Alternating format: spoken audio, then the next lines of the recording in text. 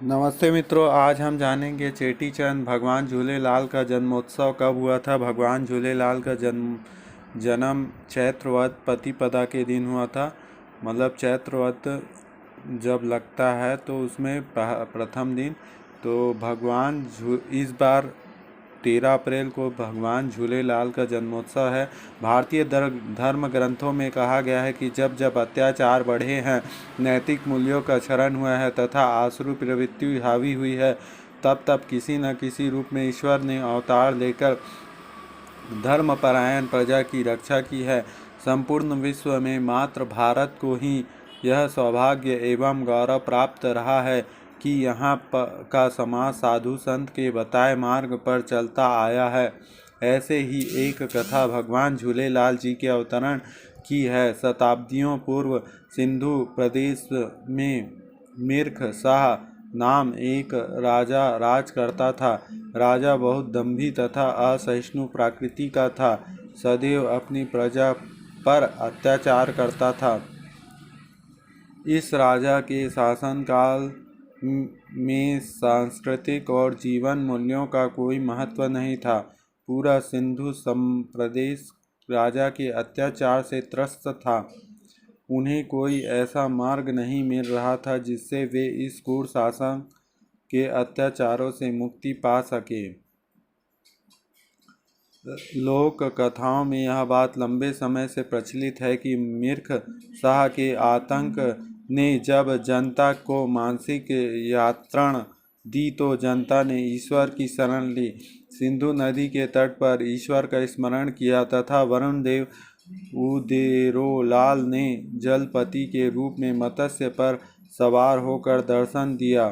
तभी नाम वाणी हुई कि अवतार होगा एवं नसरपुर के ठाकुर भाई रतन राय के घर माता देवकी के कोख से उपजा बालक कभी सभी को मनोकामना पूर्ण करेगा। समय ने करवट ली और नसरपुर के ठाकुर रतन राय के घर माता देवकी ने चैत्र शुक्ल 2 संवत 1007 को बालक जन्म दिया एवं बालक का नाम उदय चंद रखा गया। इस चमत्कारिक बालक के जन्म का हाल जब मिर्ख शाह को पता चला तो उसने अपना अंत मानकर इस बालक को समाप्त करवाने की योजना बनाई। बादशाह के सेनापति दल बल के रतन राय के यहाँ पहुँचे और बालक के अपहरण का प्रयास किया, लेकिन मिर्ख शाह की फौजी ताकत पंगु हो गई। उन्हें उदेरोलाल सिंहासन पर आसीन दिव्य पुरुष दिखाई दिया। सेनापतियों ने बादशाह को जब हकीकत बयान की, उदेरोलाल ने किशोर अवस्था में ही अपना चमत्कारिक पराक्रम दिखाकर जनता को ढाढ़स बंधाया और यौवन में प्रवेश करते ही जनता से कहा कि बेखौफ अपना काम करें। उदेरोलाल ने बादशाह को संदेश भेजा कि शांति ही परम सत्य है। इस चुनौतीमान बादशाह ने उदेरोलाल पर आक्रमण कर दिया।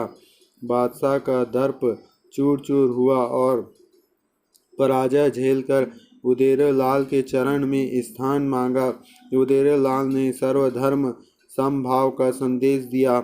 इसका असर यह हुआ कि मिर्ख शाह उदय चंद की परम शिष्य बनकर उनके विचारों के प्रचार में जुट गया।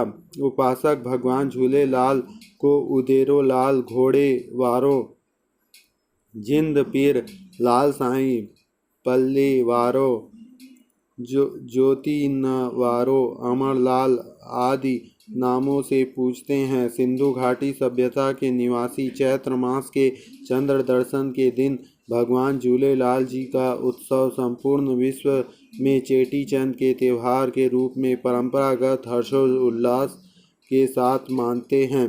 चूँकि भगवान झूलेलाल जी को जल और ज्योति का अवतार माना गया है, इसलिए काष्ठ का एक मंदिर बनवाकर उसमें एक लौटी से जल और ज्योति प्रज्वलित की जाती है। इस मंदिर को श्रद्धालु चेटी चंद के दिन अपने सिर पर उठाकर जिसे बहिराणा साहब भी कहा जाता है, भगवान वरुण देव की स्तुति गान करते हैं एवं समाज को परंपरागत नित्य छेज करते हैं। यह सर्वधर्म समभाव का प्रतीक है। झूलेलाल उत्सव चेटीचंद, जिसे सिंधु समाज सिंधु दिवस के रूप में मनाता चला आ रहा है, पर समाज की विभाजक रेखाएं समाप्त हो जाती है। तो इस प्रकार दुष्टों का अंत करने के लिए भगवान का अवतार समय समय पर होता है। ठीक इसी प्रकार चेटीचंद में भगवान झूलेलाल का अवतरण हुआ था। जय श्री राम।